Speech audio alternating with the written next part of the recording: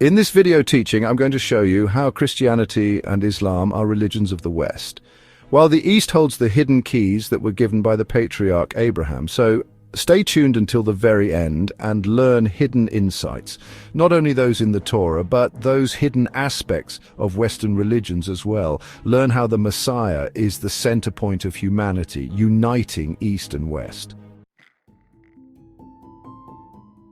We tend to think in maps. We imagine Islam as Eastern, rooted in deserts and mosques and minarets, while Christianity seems unmistakably Western. But what if we've misunderstood the axis of world spirituality? What if both Christianity and Islam, despite their differences, are not Eastern at all, but deeply Western in soul? This isn't just about geography, it's about consciousness and history and exile. Let's step back and examine the blueprint. Both Christianity and Islam come from the same root, the story of Abraham. But from that root sprang two branches, Esau and Ishmael, brothers, rivals, and founders of two colossal religious empires. Christianity emerges from Esau, Rome, empire, conquest, and the theology of division.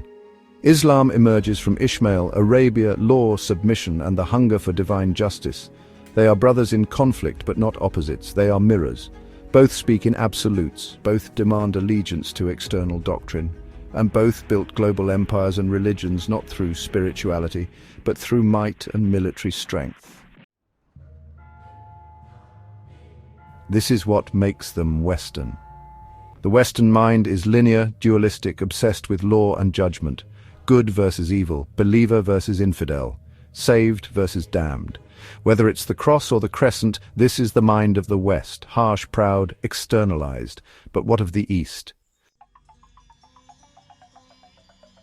The East is different. It speaks in paradox. It seeks unity, not division. It contemplates rather than commands. Its sages don't conquer, they dissolve the ego. Reincarnation, oneness, stillness, meditation, these are the fruits of a different tree, a quieter one. And remarkably, they trace back to the same root. You see, Abraham had more than just Isaac and Ishmael. He had 6 other sons through a wife named Keturah. And the Torah tells us something strange. Abraham gave these sons gifts and sent them eastward. What were these gifts? The sages hint that they were not physical. They were spiritual technologies, esoteric wisdom, seeds of divine consciousness. In other words, the early DNA of Eastern mysticism, Hinduism, Buddhism, Taoism. These didn't come out of nowhere. They may be echoes of ancient Abrahamic light, gifted and hidden in the East, protected from the corruption of empire. And this brings us to the Jewish exile. Why throughout history has the Jewish people been cast into the West? Into Europe, into Rome, into the very heart of Christian and Islamic civilization. It was not random, it was surgical. The Western world, Esau's world, is the world of judgment, pride, harshness, conquest. This world desperately needs the light of Torah. Not the Torah of external rules, but the inner Torah, the mystical fire, the Kabbalah, the tree of life. In exile, Israel became the carrier of that fire, not to dominate the nations, but to plant sparks, to bring balance, to bring tikkun, repair, to the vessels of the West that had shattered under their own spiritual weight. Meanwhile, the East was left intact, preserved. It held its wisdom quietly, far from the battles of empire. It was not in need of the same tikkun, not needing as much rectification, at least not yet. This is why both Christianity and Islam are deeply suspicious of the East. They fear reincarnation. They condemn mysticism. They reject meditation and oneness as heresy, because their minds are Western, structured, externalized, intolerant of paradox. But something is changing. Kabbalah is rising. Mashiach consciousness is emerging, not as a man, but as a collective awakening. And suddenly the East and West will no longer be enemies. They are polarities ready to be unified through Mashiach. The wisdom of the East is now being drawn back towards the heart of Israel. The inner Torah is recognizing its long-lost brothers.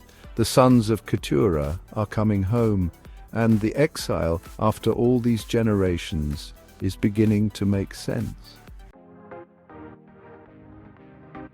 Mashiach is not coming to destroy the West or East. He's coming to rectify them both with the light of Torah, to take the laws of Sinai and the meditations of the Himalayas, the fire of the prophets and the stillness of the sages, and merge them into one great flame.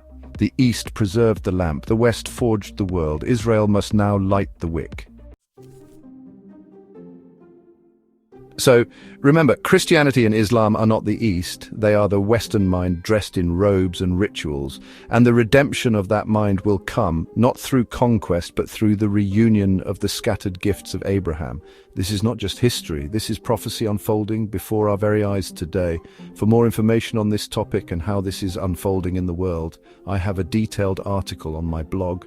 The link is in the description and in the comments section below. What do you think? Do you think that Islam is primarily a religion of the West or the East? Leave your comment below. Thank you for watching. This has been a presentation of Avraham Eminer.